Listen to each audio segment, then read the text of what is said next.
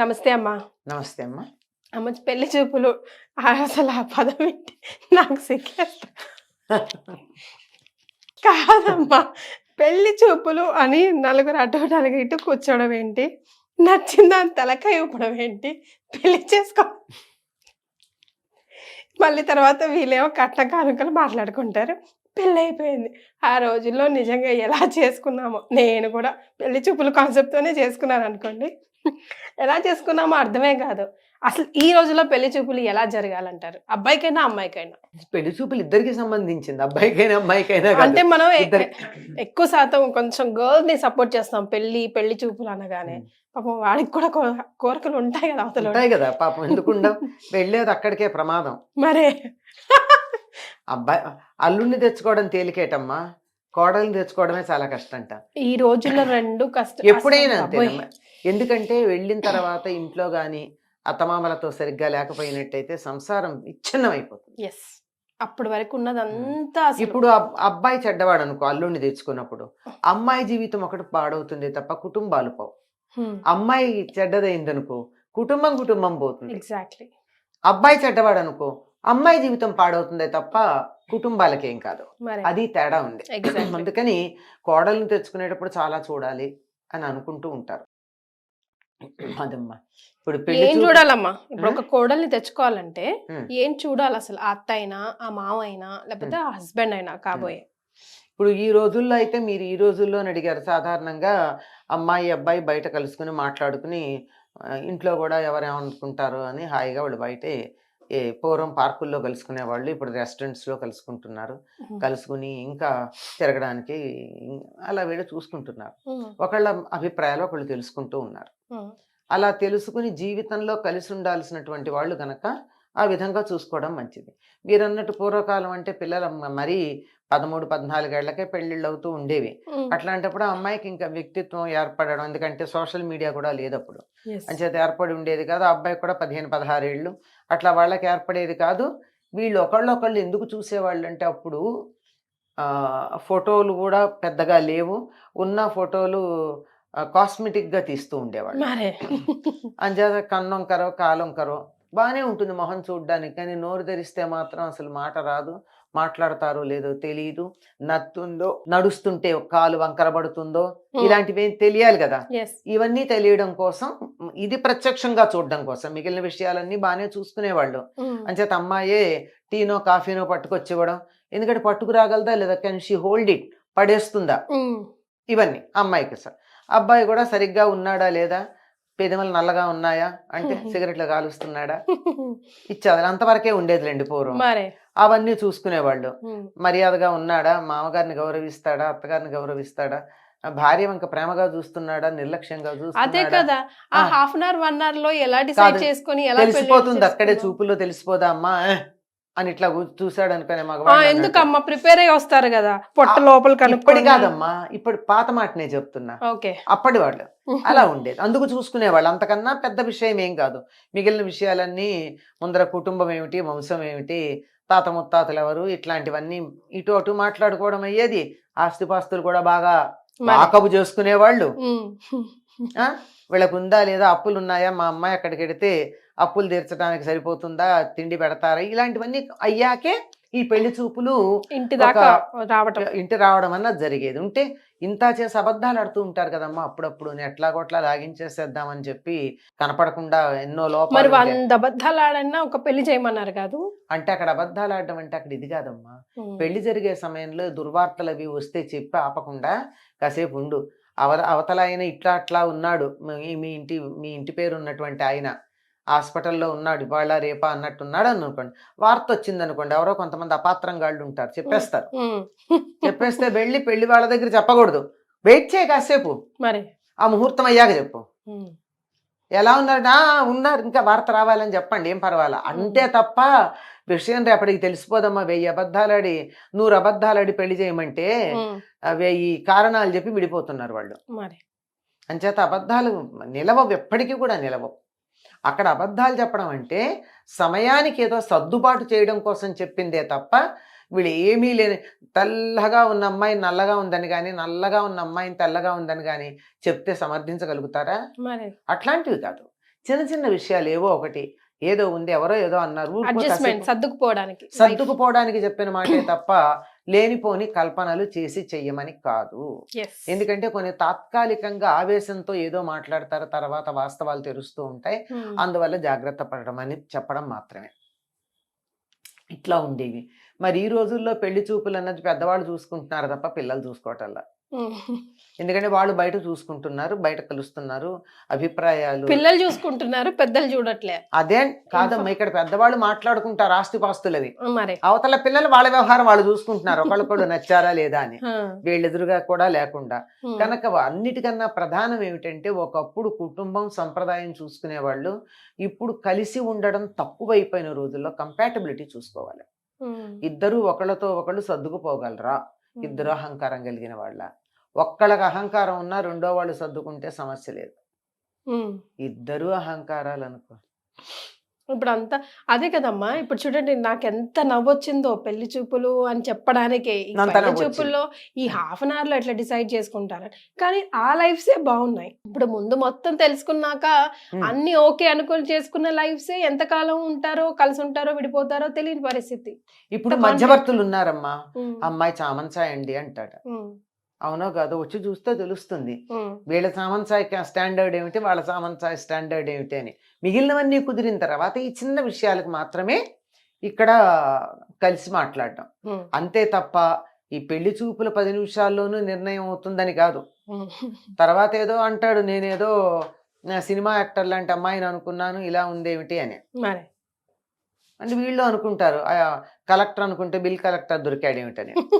చేత ఆ విషయాలు అలాంటి ప్రధానంగా ఉండేవి కనపడమే తప్ప వేరే విషయాలు కావమ్మా. వాటికి అప్పుడు ఆడపిల్లలు పెద్దగా మాట్లాడేవాళ్ళు కాదు. అసలు అడిగేవారమ్మా, అడిగేవాళ్ళు పిల్లలు ఏదో మీ ఇష్టం అనేవాళ్ళు. మీ ఇష్టం అంటే ఒప్పుకున్నారని అర్థం, చీపో అంటే కూడా ఒప్పుకున్నారని అర్థం.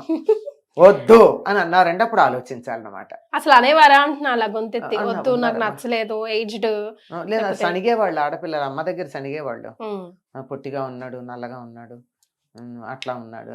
అంతకన్నా పెద్ద ఆలోచనలు, ఉద్యోగాలు, వాటి విలువలు కూడా తెలిసేది కాదు. చిన్నతనం కదా అప్పటికి, రూపురేఖలు మాత్రమే, అంతకు మించి పెద్దగా మాట్లాడినవి లేవు. అలా చెప్పిన వాళ్ళు ఉన్నారు, మా క్లాస్మేట్స్ ఆ తరంలోనే జరిగాయి కదా అవన్నీ. అప్పుడు కూడా ఎంత శారదా యాక్ట్ అది వచ్చినా 14 ఏళ్ళకి 15 ఏళ్ళకి పెళ్లి చేసిన వాళ్ళు ఉన్నారు. ఆ టైంలో అట్లా చేస్తూ ఉంటే సణిగిన వాళ్ళు, పర్వాలేదులే అందంగా ఉన్నాడు అని అంతకన్నా పెద్ద స్టాండర్డ్స్ లేవు, అందంగా ఉన్నాడు అని ఒప్పుకున్నాము అని చెప్పేసినటువంటి వాళ్ళు ఉన్నారు. అంతేగాని ఇంత లేదు. అప్పట్లో చెడు వ్యసనాలకు అలవాటు పడడం అట్లా ఉండేదమ్మా. ఉండదమ్మా, బీడీలు తాగడం, సిగరెట్లు తాగడం ఉండేది కదా వాళ్ళకి అప్పుడు. తర్వాత సైకిల్ ఎక్కి, వాళ్ళకి అంతకన్నా చాలా పెద్ద అన్నమాట, సైకిల్ ఎక్కి ఊరంతా తిరిగి రావడం, ఇవన్నీ చెడ్డ పనుల కింద లెక్కప్పుడు. బలాదూరు తిరిగాడు అనేవాడు, ఇలాంటివి ఉండేవి. బట్ ఇప్పుడు మీరు దేనికి ఆమోదం వేస్తారు? అప్పుడు జరిగే పెళ్లి చూపులా, ఇప్పుడు జరుగుతున్న పెళ్లి చూపులా? సో అసలు పెళ్లి చూపుల కాన్సెప్టే సరైంది కాదమ్మా. పెద్దవాళ్ళు ఎలాగూ చూసుకుంటారు, కుటుంబాలు, వ్యవస్థలు. ఎందుకంటే ఇక్కడే దెబ్బతింటోంది. అమ్మాయి బాగుంది లేదా అబ్బాయి బాగున్నాడని నిద్ర ఇష్టపడుతున్నారు కానీ తర్వాత ఏం జరుగుతోందమ్మా, మీ ఇంట్లో అలవాటు ఇట్లా ఉన్నాయి, మా ఇంట్లో అలవాటు ఇట్లా ఉన్నాయి, ఇద్దరు ఒకళ్ళొకళ్ళు దెబ్బలాడుకుంటున్నారు లేదా, తినే పదార్థాల దగ్గర నుంచి తేడా ఉంటుందా లేదా, వంకాయ కూర మీరు ఇట్టా చేస్తారు, మా ఇంట్లో అట్లా చేస్తారని చెప్పేటటువంటి అక్కడి నుంచి మొదలవుతోంది. అక్కడి నుంచి ఇద్దరు ఎవరో ఒకళ్ళు సర్దుకుంటే సరే, సర్దుకోలేకపోతే రోజు వండుకునే పప్పు తగ్గించి, వంకాయ కూర తగ్గించి సమస్యే. ఏమిటి మీ గుంటూరు జిల్లా వాళ్ళు పచ్చడి ముందు తింటారట, ఈ కృష్ణా జిల్లా వాళ్ళు పప్పు తింటారేంటి అసహ్యంగా ముందు, ఇట్లా మాట్లాడుకుంటారు. దీంతో కూడా హర్ట్ అయ్యేటటువంటివి ఉన్నాయి. ఒకసారి ఏదో ఇలా ఉంది అని చెప్పడం వేరు, అట్లా తింటారేమిటి అని చెప్పడం వేరు. ఇక్కడి నుంచి ఇవన్నీ ఉంటాయి గనక ఇవన్నీ పెద్దవాళ్ళు చూసేసుకునేవాళ్ళు. ఈ అభిప్రాయాలు రావు. ఒకే రకమైనటువంటి సామాజిక సమన్వయం ఉన్న చోట ఆహార వ్యవహారాలు ఒకేలాగా ఉంటాయి గనక అవి వాళ్ళు సర్దేసుకుంటే మిగిలినటువంటి పెళ్లి కూతురు పెళ్లి కొడుకు చూసుకునేది. ఇప్పుడు అది చూసుకుంటున్నారు, ఇక్కడ తేడా వచ్చేస్తుంది, దెబ్బలాట జరుగుతుంది. కనుక సర్దుబాటు చాలా అవసరం. సర్దుబాటు ప్రత్యేకంగా చేసుకోవాల్సిన అవసరం లేకుండా అలవాట్లు అవి ఒకే రకంగా ఉన్న వాళ్ళు చూసుకున్నట్టయితే సర్దుబాటు జోలికి వెళ్లకుండా సర్దుకోవచ్చు. కరెక్ట్. అయితే అమ్మా అబ్బాయి, అమ్మాయి, అమ్మాయి, అబ్బాయి ముందు వాళ్ళని వాళ్ళు సెట్ చేసుకొని మాకు ఓకే. కానీ వీళ్ళిద్దరూ ఓకే. కాంప్రమైజ్ అవుతారేమో ఒకరి కోసం ఒకరు out of love and affection. For some లైఫ్‌లో టైమ్ ఫర్ సమ్ ఫర్ మరిప్పుడు ఫ్యామిలీస్ 2 కూడా కాంప్రమైజ్ అవ్వాలి అన్నిట్లో. వీళ్ళ కోసం వాళ్ళంటే కొంచెం కష్టతరమైన కష్టమేనమ్మా. విషయమే అందులో కదా! ఓల్డ్ జనరేషన్ వాళ్ళు అవ్వడం చాలా కష్టం. మరి ఎంత బతికుండాల్సిందే, కలిసి ఉండాల్సిందే మేము గదా! మీ ఈ సాంప్రదాయాలు, ఈ రూల్స్ అండ్ రెగ్యులేషన్స్ కాదు కదా! అని అంటే మీ సమాధానం? కాదమ్మా, కలిసి ఉండాల్సిన వాళ్ళంటే జాయింట్ ఫ్యామిలీలో ఉండట్లేదా? అమెరికాను వెళ్ళిపోతే ఇట్స్ ఓకే హ్మ్. కనపడకుండా. ఇదే ఇంట్లోకి వచ్చి వచ్చి ఉంటామంటే ఎంత ఇబ్బంది. హ్మ్. ఇబ్బందే. ప్రతిరోజు ఘర్షణే, సంఘర్షణే. ఘర్షణే. Everyday adjustment. పైకి చెప్పి దెబ్బలాడి తగాదాలు పడి మాటలు అనుకుని యుద్ధాలు చేసుకుని పోట్లాడుకునే పద్ధతి ఒకటి. హ్మ్.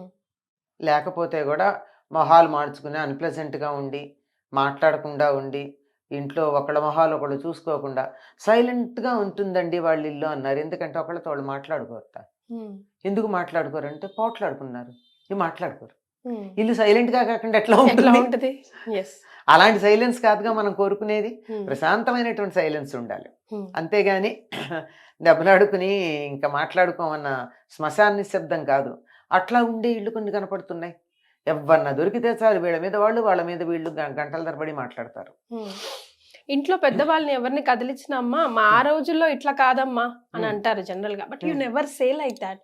ఏ రోజుకి ఈ రోజు అలా స్టాండర్డ్స్ ఈ రోజు. అనకూడదమ్మా పెద్దవాళ్ళు కూడాను. హ్మ్. ఎందుకంటే మీ అత్తగారు, మీ అమ్మలు ఉన్నట్టుగా మీరున్నారా?